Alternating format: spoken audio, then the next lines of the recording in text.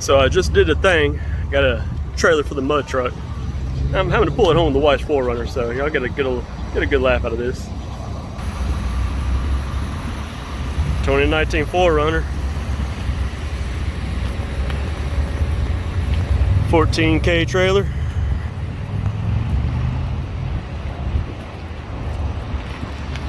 Everything looks good on it. I checked all up underneath it. Looks a hell of a lot better than the stuff I've seen everywhere else, so definitely well worth it. This is what's going to be hauling Texas Toot, and I'll be hauling it with my Suburban when I put on the hitch and everything. But great customer service. They took real good care of me. That's our new setup. Can't quite see the sign over there, but there you go. Big Tex Trailers in Beaumont. Well, I ended up having to tear down my fence over here because the trailer's a lot wider than the other one I had, so went ahead and ripped it out. I've been meaning to for a while anyway, so that's ripped up. New trailer's parked. Still got to wait on the cargo containers that I'm going to mount up underneath it for storage. Still got 8 more rod straps coming in for it. Had a couple people ask. The metal loading ramps are underneath it. If I can't get it on video, it might be too dark. Can't quite see it, but I got loading ramps that pull out from the back.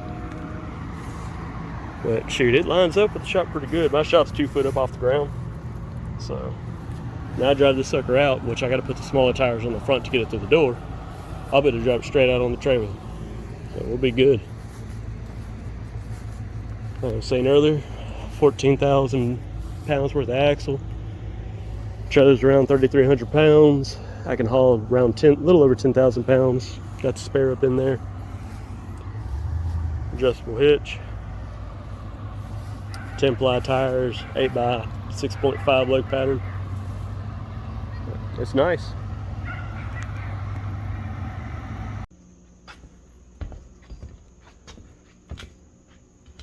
So tonight I'm working on the front sway bar for the truck. So I'm kind of rocking this camera like crazy. Anyways, working on the front sway bar. Show y'all how I have everything set up right now. Trying to get the brackets that hold up the sway bar put in place. And there's my brackets. Throw a little sheet of plywood on top of those arms. That way I can not damage nothing too bad. Got my little 90-pound magnets from Harbor Freight. Here's my brackets. I got a weld up here on both sides. Need to make sure everything's parallel. See that little Sharpie mark right there? I measured from that point all the way to the center right there. Had a magnet up against it, that way I kept it flat. Came out to, what was it, like 20 inches or something like that. And that measure, oh shoot, let me restart. So now we got this awesome walkway going to the shop. Shop's 2 foot off the ground, so this deck of a trailer fits perfect. So it shouldn't be an issue driving this out the shop onto the trailer right off the bat if we need to. What we're working on tonight is the front sway bar.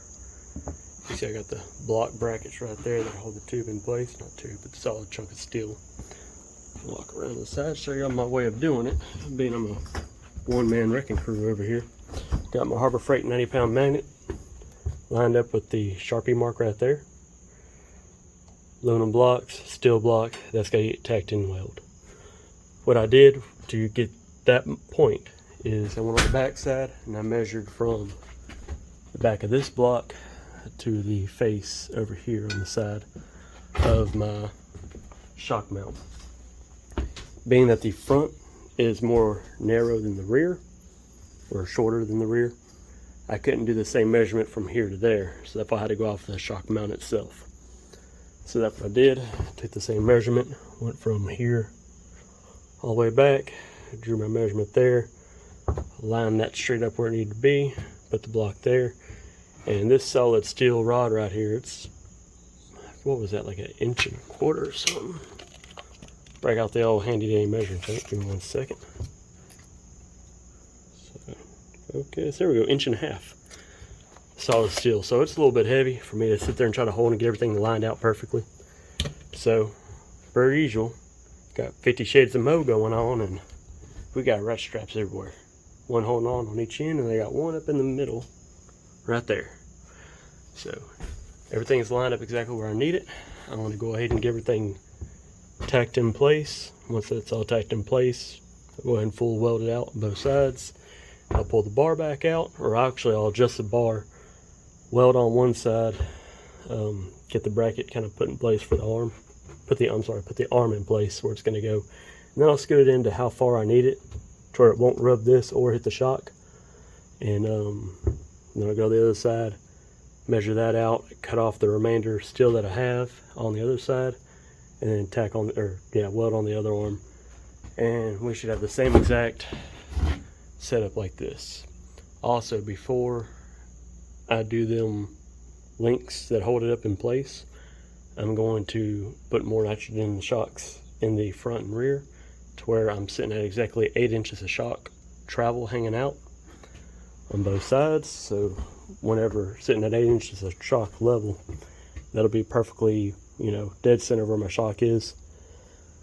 And so the arm will be dead center where it needs to be sitting at ride. Okay, so this is what we got going on, besides all the mess. Cleaned off my bars. Not bars, but you know what I mean. Brackets. Get it all prepped and ready. Sorry, I got everything running here, so try to make it to where y'all can hear me better. Got my other magnet over here. Got a little bit hanging over the edge, that way I got some area to weld on too. Just gonna weld it where it sits, or tack weld it where it sits. Line this one up, bolt it together. Most likely, I don't know. I may just go and pop that off. Stick it on that side, then bolt it together loosely. That way I can make sure everything's completely at a 90-degree angle. Then torque that down. Take one of these big old washers from Lowe's. Now it's going to be somewhere around right here. That way the block will be in the middle, and it won't be able to sway back and forth too much as far as bouncing around. Haven't put one on the rear yet, and I've already noticed the issue of it, so I got to put one on the rear too when I go take it off later. But this is where we're at. Once I get that all put together, I'm going to put it back in place, and I can find out how much to cut off. And then cut that off, add that to it, and we'll be one step closer to having the whole sucker mounted up. I did go ahead and, where's it at? There we go. Got that welded up. May go ahead and throw one more pass on it just because I like to overkill everything. But it's alright, enough to get by.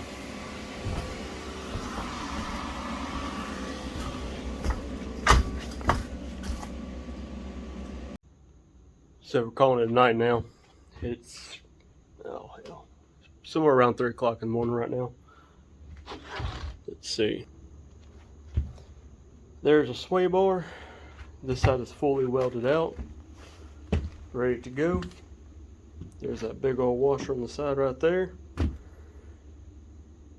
Ready to rock and roll. This side I had to bust the tack welds, re-tack it after I fit it up. And let's see, I think it was probably about 1/8 of an inch too far over that I wanted to be. So therefore I had to bust the tacks and re-tack it. Probably finish welding that out tomorrow. Like I showed you earlier, here's the brackets. See if I can focus on that sucker. There we go. Another bracket back over there in the corner.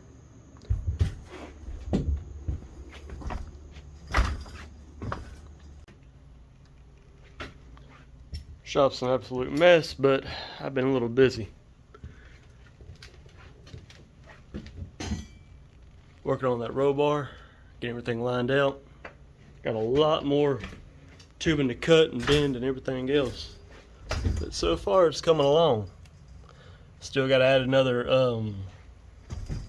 little fence, I guess you'd say, on the top. That way I can put my cooler on top, bolt it down, and keep it from wanting to slide off. Got to add a lot more bracing. Going to be putting the radiator up inside there, and I'm going to have it all covered in that plexiglass I have over there. May not be perfect, but it's going to work out pretty damn well. I've also got a sprayer up there. That spot sprayer I'm going to be hooking up to my windshield washer system. And so that will be going towards a, what is it, 1/2 inch copper tubing.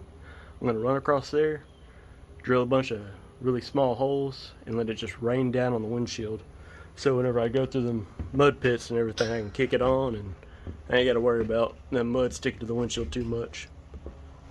That's where I'm at right now. Been working out pretty good. Everything's just kind of heavily tacked together. Been using the hell out of this electric winch step I built.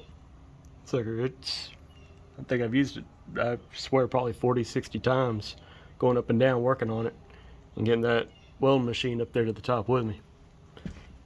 Been working like a charm. But that's where we're at, and I ain't give y'all an update in quite some time. I've been working. But I got a few more days off.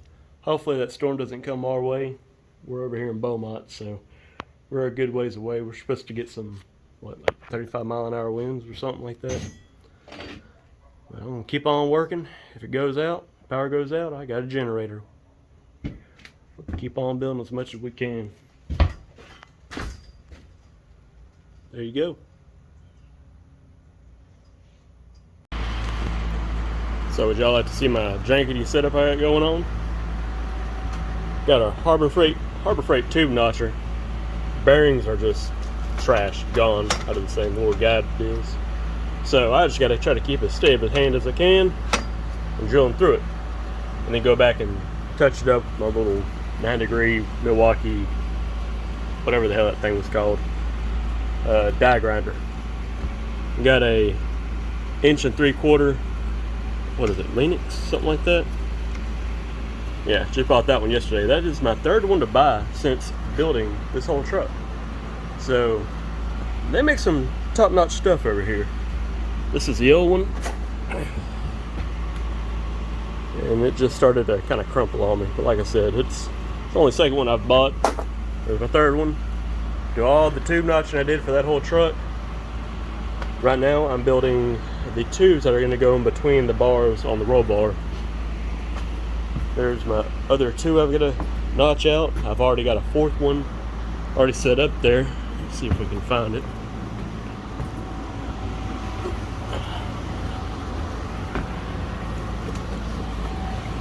Here we go. So you kind of see I've already got notched out, cleaned up. Got a little bit of slack in it. Definitely have to do a little bit more welding.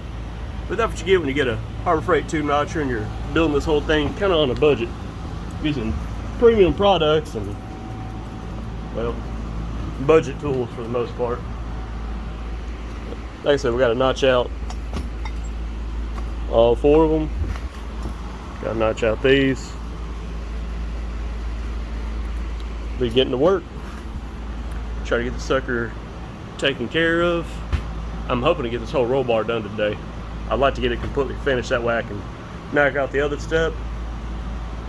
Finish doing the sway bar. Sway bar is up, ready to go. Fully done up how I wanted. I even got the big old washers from Lowe's up there. But I still got to do my tubes coming off right here. Connect up to the axle, just like I did on the rear end. So, got to work on that. Got to put another step right here. What else? So, them days whenever you're just getting after it and you don't pay attention to what you're doing, don't double check things. Well, that's what happened to me on these. Didn't double check everything before I fully welded and cleaned it all up, and you can see how much I got to take off. Well, I plug welded the bungs in and then welded the outside, so I don't know where the plug weld is, any of that, so I got to cut that off. I got a new bung coming in, so I'm going to cut off, I mean, hell, what's that, like at least 1.5 inches, 2 inches, whatever. So I got to fix that to be able to get my steering right, and then I still got my steering set up. I've got to weld a bracket to get that up and going. After that though, everything mechanically will be ready, besides building a front bumper on it. But everything mechanically will be ready, and shoot, Let's see. Oh hell, I've ran past my 3-minute mark. Looks like it's gonna be a 2-part video. Well, where was I? Yeah, get them sway bars, get the hydraulic steering, do the bumper later on. I can wait on that. Should have just about everything I need to have it complete so I can take it apart and start painting it. Still got to pull that cable off and put that strap in there that I want to run, 2-inch wide strap. There you have it. Oh, let's see, where is it at? I've got a monster shackle hookup I'm using. Ah, there it is. Underneath all this crap. I've been throwing stuff everywhere.